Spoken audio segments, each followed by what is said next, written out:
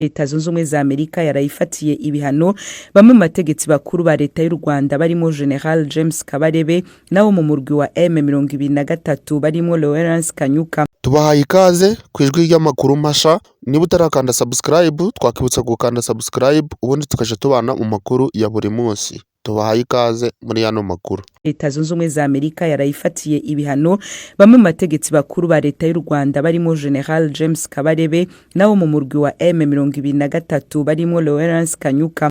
Ibindi kuri no nkuru turabibaza mugenzi wacu Temistokle Mutijima ari mu Rwanda. Ibihano aba bagabo bombi bafatiwe ni ibijyanye n'ifatirwa ry'imitungo bafite muri Amerika cyangwa se bakaba bayicungirwa n'abantu bo muri Amerika. Kuri generali wavuye ku rugerero James Kabarebe usanzwe ari umunyamabanga muri Minisiteri y'Ububanyi n'Amahanga ushinzwe ubutwererane bw'akarere, ibiro bishinzwe ubugenzuzi bw'imitungo y'abanyamahanga muri Minisiteri y'Imari ya Amerika bivuga ko ari we nyambere mu bufasha bw'u Rwanda kuri M23, bikavuga ko ari we muhuza wa guverinoma y'u Rwanda na M23 kandi ari nawe utegura ibijyanye n'inkunga izi nyeshyamba zihabwa n'u Rwanda. Ibi biro bivuga ko Kabarebe ari umutegetsi mu bya politiki n'ibya gisirikare wagiye ugira uruhare rukomeye mu ntambara zo muri Kongo kuva mu myaka 30 ishize. Ikindi, iyi minisiteri ivuga ko Kabarebe ari ucunga menshi mu mafaranga u Rwanda na M23 bakura mu mabuye y'agaciro ya Kongo, ko ari uhuza ibikorwa byo kohereza hanze amabuye y'agaciro yacukuwe mu birombe byo muri Kongo yoherezwa anyuze mu Rwanda. Minisiteri y'Imari ya Amerika ivuga ko umutwe wa M23 ufashwa n'u Rwanda ukomeje kwagura bwangu ibice ugenzura mu burasirazuba bwa Repubulika ya Demokarasi ya Kongo kandi ukora ibikorwa bihonyora uburenganzira bwa muntu biri mu bwicanyi, kugaba ibitero ku basivili no gusambanya ku gahato.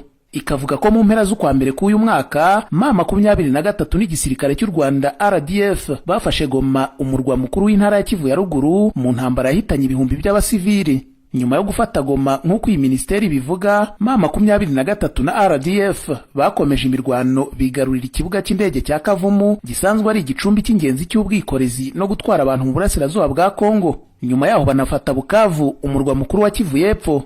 Avuga kuri ibi bihano, Bwana Bradley T. Smith, umuyobozi w'agateganyo wungirije muri Minisiteri y'Imari ya Amerika ushinzwe ubutasi mu by'imari no kurwanya iterabwoba, yagize ati: igikorwa cya none kirashimangira ubushake bwacu bwo kuryoza abategetsi bakomeye nka Kabarebe na Kanyuka uruhare rwabo mu gutera inkunga ibikorwa bya RDF na M23 byo guhungabanya umutekano mu burasirazuba bwa Kongo. Leta zunze ubumwe za Amerika iracyakomeje kwiyemeza gukora iyo bwabaga ngo aya makimbirane akemuke mu nzira z'amahoro. Kuri Lawrence Kanyuka Kingston, Minisiteri y'Ububanyi n'Amahanga ya Amerika iravuga ko ari umutegetsi w'ingenzi mu bikorwa by'itumanaho na diplomasi by'inyeshyamba za AFC M23 zishaka guhirika ubutegetsi bwa Kongo. Itangazo ry'iyi minisiteri rivuga ko Kanyuka ari nyiri kompanyi ebyiri z'ubucuruzi zanditse mu Bwongereza no mu Bufaransa.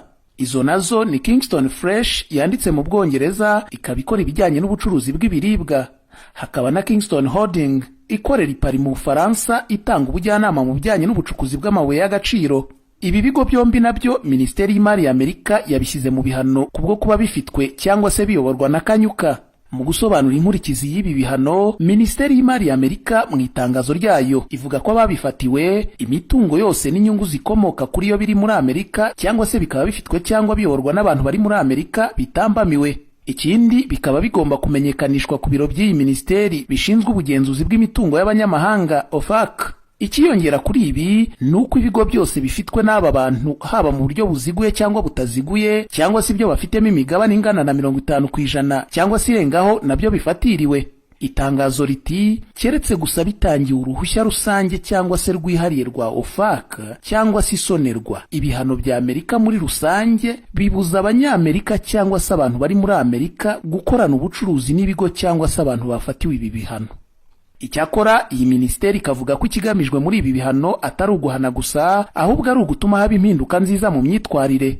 Leta y'u Rwanda binyuze mu muvugizi wayo Yolande Makoro yanenze ibi bihano. Madamu Makoro avugana n'igitangazamakuru Igihe cya hafi y'ubutegetsi yavuze ko ibi bihano nta shingiro bifite, ko umuryango mpuzamahanga ukwiriye gushyigikira imbaraga akarere gashyira mu buryo bugamije kugera ku gisubizo cya politiki aho kuzica intege. uyu muvugizi wa leta y'u Rwanda yongeyeho ko iyo ibihano biza kuba byakemura ikibazo kiri mu burasirazuba bwa Kongo amahoro aba yarabonetse mu myaka myinshi ishize. Temisokle Mutijima urakoze. Hagati aho Burundi buvuga ko intambara atari uwo muti w'ibibazo bufitaniye n'u Rwanda. Umushikiranganje w'imigenderanire yabwo n'andi makungu yabibwiye abashinga amateka Burundi aho yari yabitavye kugira ngo atange umuco ku bibazo bitandukanye bivugwa muri politike y'u Burundi. Thierry Ndayishimiye yarakurikiranye ivyino nkuru. Hari kuri uwa kane ubwo inama nshingamateka y'u Burundi yari yakiriye umushikiranganje mu byejejwe harimo imigenderanire n'ayandi makungu Albert Shingiro mu ngoro y'inama nshingamateka mu kigo bibujumbura. Abagize inama nshingamateka basabye uwo mushikiranganje kwishura ku bibazo bimwe bimwe bimaze imisi bicicikana ku mbuga hwaniro bijanye n'umubano hagati y'u Burundi n'u Rwanda ndetse n'umubano w'u Burundi na Kongo, aho hagiye havugwa abasirikare b'u Burundi bagiye kugwana muri Kongo. Umushingamateka Gikeke Pascal yabwiye umushikiranganje Albert Shingiro ati nawe utari umuvugizi wa leta y'u Burundi ufise uruhara runini mu kwishura ku bibazo bijanye n'imigenderanire ugahumuriza abarundi. Uyu mushingamateka yagarutse ku mubano w'u Rwanda n'u Burundi ku bijanye n'aka mu mukuru w'igihugu c'u Burundi yari yateye abarundi ari Bugabira, aho yavuga ko u Rwanda rubaniye n'abo Burundi ariko nyuma agatangaza ubutumwa butandukanye n'ubwabanjirije. Ibihugu bibanyi bimwe bimwe itameze neza na cane igihugu c'u Rwanda, ariko mu rugendo yahoramwo kandi mwari kumwe namwe hari icaciye ku rubuga rwiwe rwa X, ariko mu bijanye n'imigenderanire n'u Burundi uri mu babibazwa. Nagomba rero ugira ico uremesheje abene gihugu biciye hano mu nama nshingamateka kuri kariya kamu umukuru w'igihugu yari yabuteye abarundi, hanyuma mwitahuka agatanga ubundi butumwa busa n'uburemesha abarundi. Mbega aho bahabaye byari byitezwe byari biki? Ikindi kibazo abashinga amateka bagarutse ko ni kijanye n'abasirikare barungikwa muri Kongo, aho bibaza ico bivuze ku migenderanire mu gihe abo bagiye gutabara bariko barinjira mu gihugu c'u Burundi gusaba ubuhungiro. Burundi bwaragiye gutabara igihugu ca Kongo biciye ku masezerano ari hagati y'u Burundi na Kongo mu bijanye no gutabarana mu byo kwivuna umwasi. Turabona ko ingabo z'u Burundi zagiye gutabara, mugabo naho tubona ko abagiye gutabarwa bariko binjira mu gihugu c'u Burundi. Mbega mu by'imigenderanire ivyo bitanga ishusho iyihe? Kuri ivyo byashikirijwe n'abagize inama nshingamateka, umushikiranganje Albert Shingiro yamenyesheje ko Burundi bwasanze inzira y'amahoro ari kutinjira mu ntambara kuko iyo itanguye utamenya uko irangira. Burundi nta n'umugambi ufise wo gutera ikindi gihugu. Burundi ni igihugu ishimbere imigenderanire myiza, kubana neza n'ibindi bihugu. Intambara rero umenye ingene itangura n'umenye ingene ihera, ku buryo Burundi bwegwana n'ikindi gihugu cane abagira ibibazo cane n'abene gihugu. Ivyo ntawo vyipfuza, nico gitumanye n'icubahiro mu kwigu cyaciza cy'u Burundi misi yose ashira imbere cyo no kwita amahoro, ashira imbere amahoro, ashira imbere gutera intambara n'ibindi bihugu.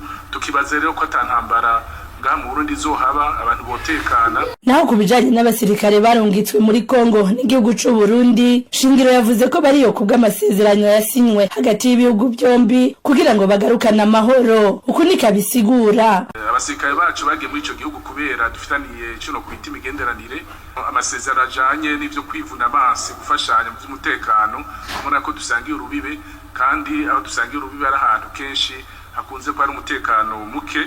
Abasudari bacu bagiye muri iyo mvo, twebwe twagiye ku mwumvikano wa Kongo, ico no kwita force invitée, force autorisée, ntitwagiye ku nguvu nk'uko bamwe babikora. Naco umushikiranganje Albert Shingiro yatangaje ku byerekeye niba abasirikare b'abarundi bagiye kugwana muri Kongo baratahutse cyangwa niba bakiriyo. Gusa asaba ko abasirikare b'ibindi bihugu bari mu gihugu ca Kongo bovanwayo, avuga ko harabajayo kubera inyungu izina ziriya. Yongeye yatangaza ko umugwi wa FDLR ugwanya leta y'u Rwanda ukaburi mu gihugu ca Kongo wesenyugwa ukavanwa muri ico gihugu mu ntumbero yo gushaka amahoro arambye hagati y'ibihugu byombi n'akarere muri rusange. Asaba kandi ko bibiganiro hagati y'umugwi wa M23 na leta ya Kongo inzira y'intambara igahagarara. Thierry Ndayishimiye, Ijwi ry'Amerika, Kigali.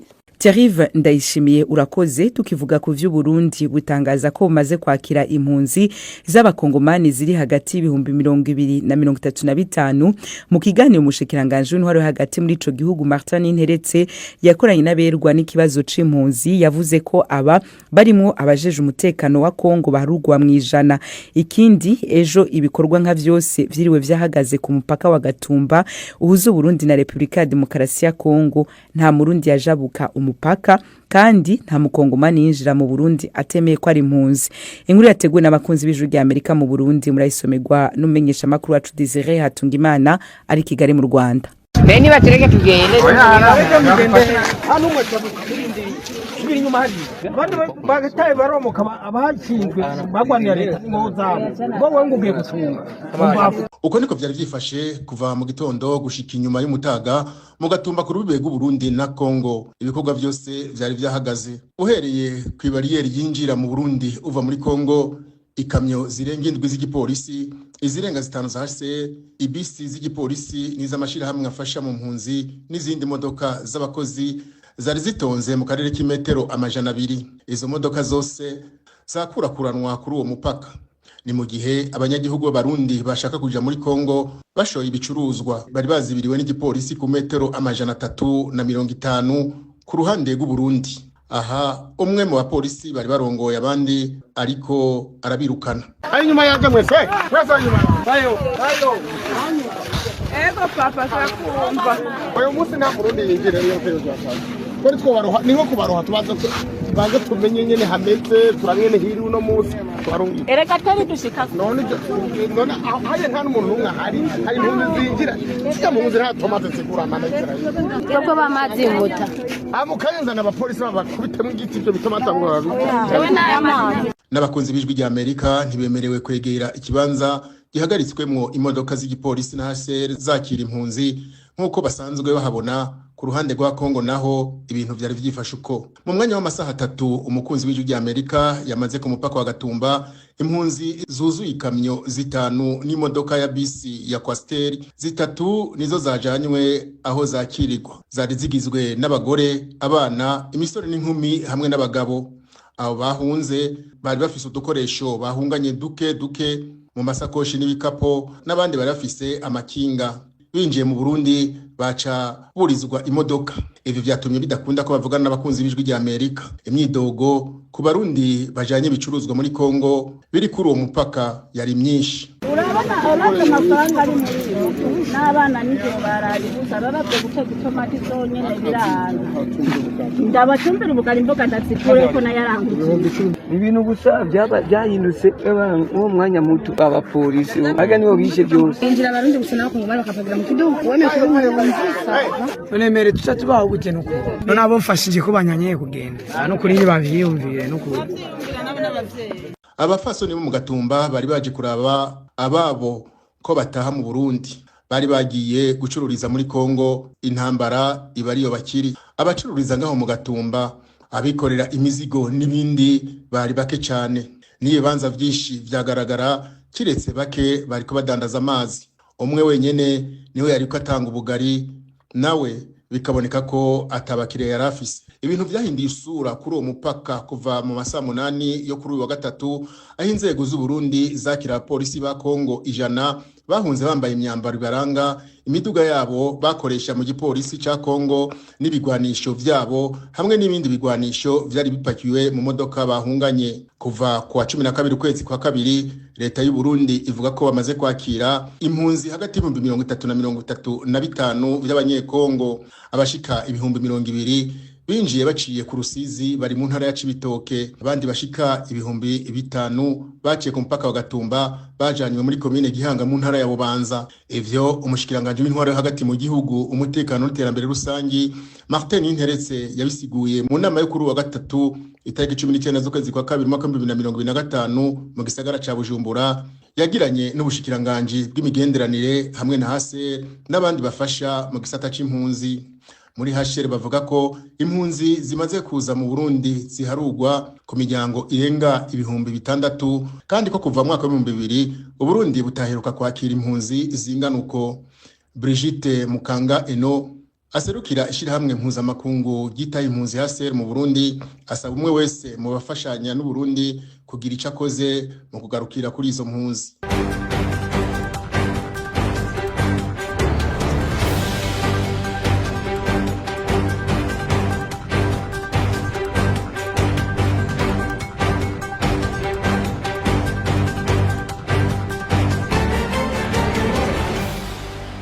ijwi rya Amerika Washington DC mu Kirundi no mu Kinyarwanda. Ubu naho ni umwanya w'ijambo ry'intangamarara ribashikiriza imigabo n'imigambi vya leta zunze ubumwe za Amerika.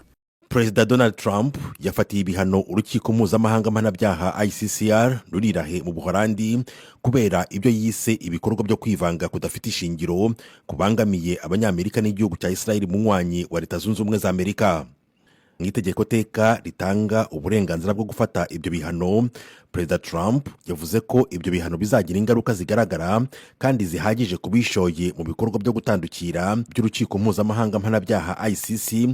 Bimwe mu bihano bikaba gufunga umutungo n'imari byabo, kwima uburenganzira bwo kwinjira muri leta zunze ubumwe za Amerika abayobozi, abakozi n'abandi bakorana n'urwo rukiko, kimwe n'abantu bo mu muryango wabo, kubera ko kwinjira kwabo kwaba gutambamiye inyungu za leta zunze ubumwe za Amerika. Uwa mbere uzafatirwa ibihano hakurikijwe iri tegeko teka rya leta zunze ubumwe za Amerika ni umushinjacyaha mukuru w'urukiko mpuzamahanga nshinjabyaha ICC Karim Khan. Mu kwezi kwa 11 muri 2024 urukiko mpuzamahanga nshinjabyaha ICC rwasohoye manda zo guta muri yombi Minisitiri w'intebe wa Israel Benjamin Netanyahu n'uwahoze ari Minisitiri w'ingabo Yoav Gallant rubarega kuba barakoze ibikorwa bihohotera uburenganzira bw'ikiremwa muntu mu ntambara ya Israel muri Gaza, intambara yakomotse ku gitero cya Hamas muri Israel mu kwezi kwa 10 kwa 2023.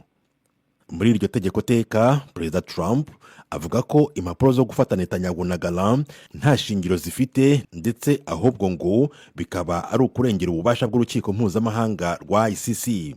Yongeyeho ko byaba Israeli byaba leta zunze ubumwe za Amerika nta na kimwe muri byose kigeze cyemera urwo rukiko rwa ICC.